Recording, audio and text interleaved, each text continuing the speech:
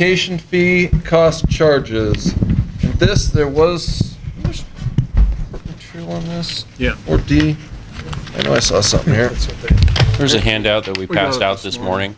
I saw it It's somewhere. a landscape sheet. It's marked 24D in the upper right-hand corner. Gotcha. Really? I believe it's passed out to the cabs as well, and if not, hopefully there's still copies on the back table.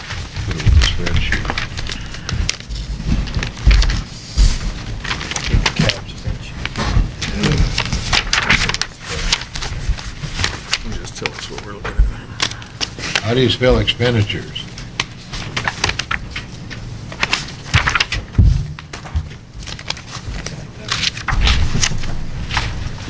The way it is on the second line, the bottom line, not the top line.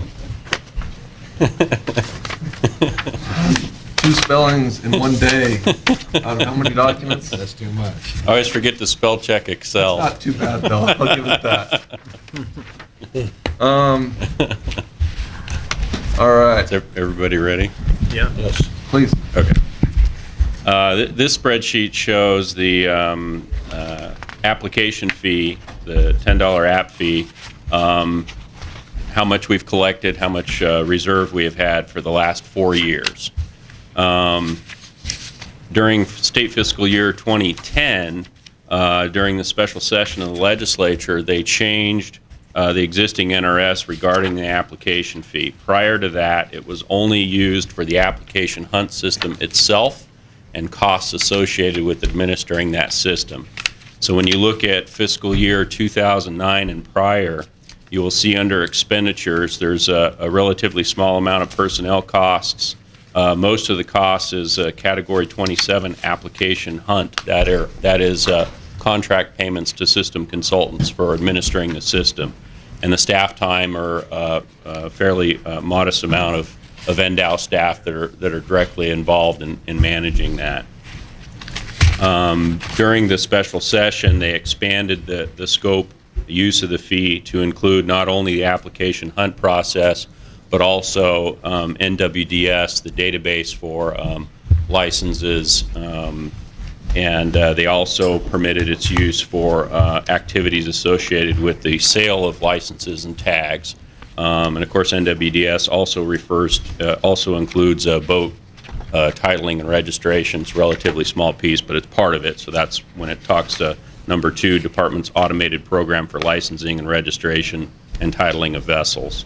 So in state fiscal year 10, you can see more expenditures charged against the fee. The personnel costs increased substantially. That is operations staff, in addition to working on application hunt, also working on development of NWDS and just the basic administration.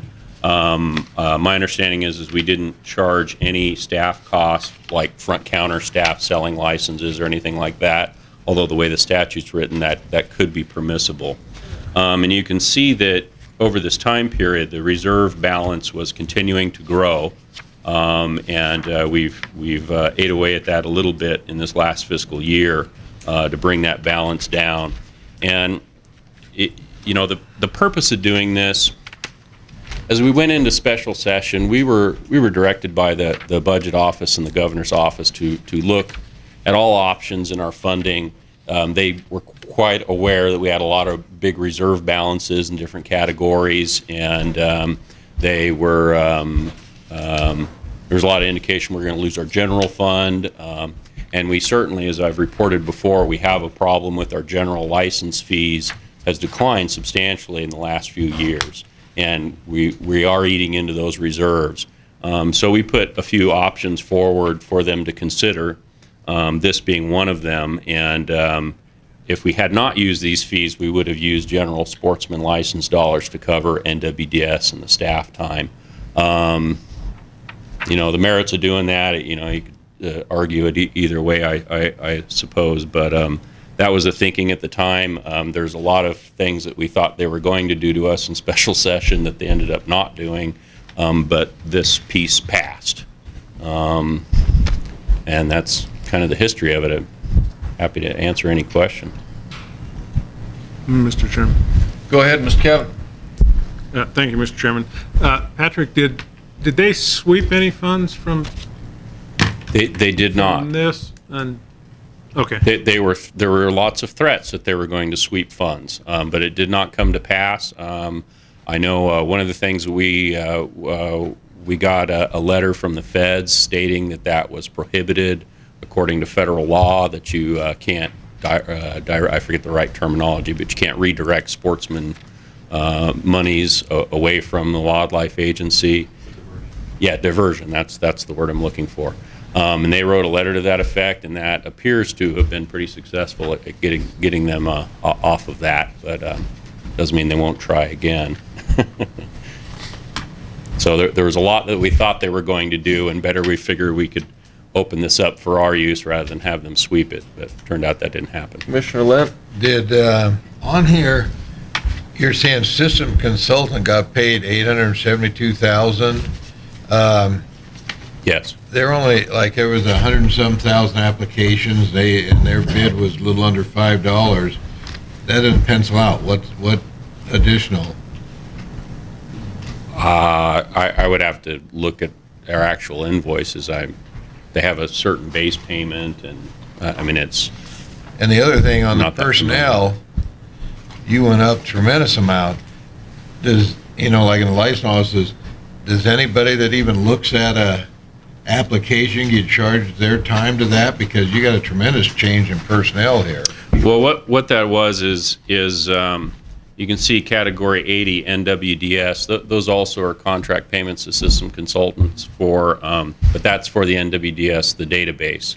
And we have a lot of staff time dedicated to the continued development of that database and managing it. They do a lot of data cleanup, and we have a lot of back office staff that manage that. And that uptick isn't more people working on the application hunt process. It's staff working on NWDS. Why you charge NWDS to the application hunt?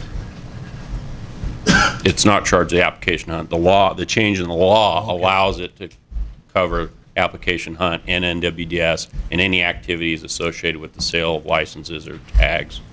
Well, before your time, when that was changed to $10, the commission approved it with the condition that it stays in to modify anything on the computer draw. And that's why when we talked about raising it to $750, and then commissioner just said, oh, let's raise it to $10 and let the sportsman bitch one time. But that was the intent. They were going to leave the money there. And now we're just, because of a bill, but The legislature, yeah, the legislature changed that and under special session, but I just wonder if that needs to be looked at, because the sportsmen think it's going into the application hunt system is what they think. It's part of the application and not for everything else, but I understand that with the law change. Okay, so you might. Yeah, and like I said, it was there was a suite of proposals that we gave them related to that, and this is the one that stuck. And by itself, I don't know how much sense it makes. Mr. Howell? Patrick, the ruling you just mentioned about the Fed saying that they can't touch the sportsman's dollars, Yes. would that apply to the Heritage Fund also then, right? Yes, we argued that successfully during the special session. So, Doesn't mean a slick attorney couldn't argue it otherwise, but Mr. Pearl?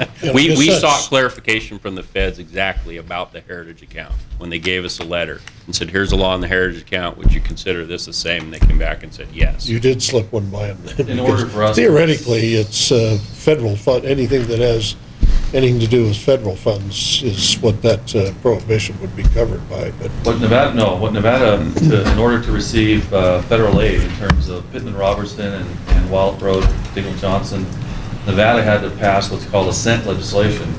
And any proceeds generated from the sale of sportsman activities, of licensed sales, tags, that type of stuff, have to be reserved for the use of the wildlife agencies. Nevada had to pass those statutes in order to be eligible for PR and DJ. Okay. So that's where we get into this. If they divert that money for some other purpose, then we lose all our PR and DJ. So they determined that the Heritage Fund came under that Sportsmen are paying prohibition. those dollars, Okay. so they figured it was included too. So Part of the problem it looks like here is and it's probably not just a single period of time, but your ending balance is about 450,000 less than it was last year. It had been raising each year in that. So Yeah. with the change to this, can we see that balance further declining over the next 2 to 4 years, say? Good.